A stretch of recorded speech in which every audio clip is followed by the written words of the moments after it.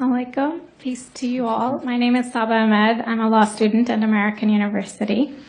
I am here to ask you a simple question. I know that we portray Islam and all Muslims as bad, but there's 1.8 billion Muslim followers of Islam. We have 8 million plus Muslim Americans in this country, and I don't see them represented here. But my question is, how can we fight an ideological war with weapons? How can we ever end this war? The jihadist ideology that you talk about, it's an ideology. How can you ever win this thing if you don't address it ideologically? Great question. I am so glad you're here, and I am so glad you brought that up because it gives us an opportunity to answer.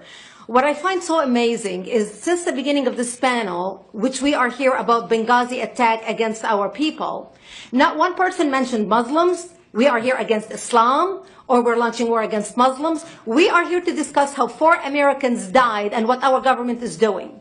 We were not here to bash Muslims. You were the one who brought up the issue about most Muslims, not us. And since you brought it up, allow me to elaborate with my answer. There are 1.2 billion Muslims in the world today. Of course, not all of them are radicals. The majority of them are peaceful people. The radicals are estimated to be between 15 to 25%, according to all intelligence services around the world. That leaves 75% of them peaceful people. But when you look at 15 to 25% of the world Muslim population, you're looking at 180 million to 300 million people dedicated to the destruction of Western civilization. That is as big as the United States. So why should we worry about the radicals, 15 to 25%?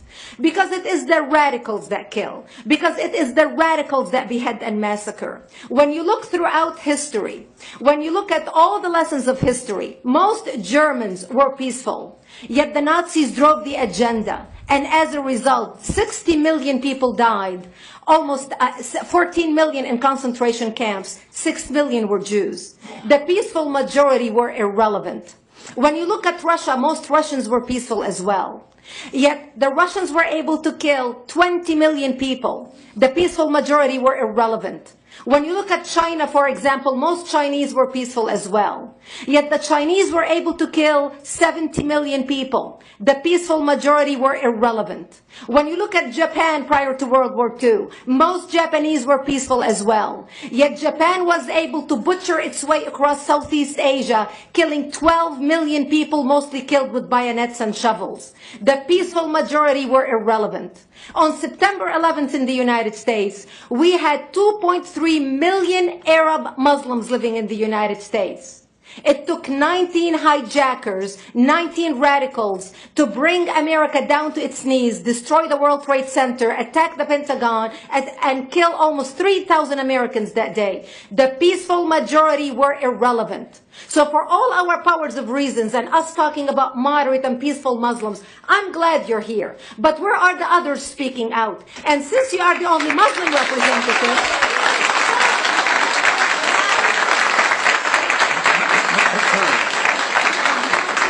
applause till the end.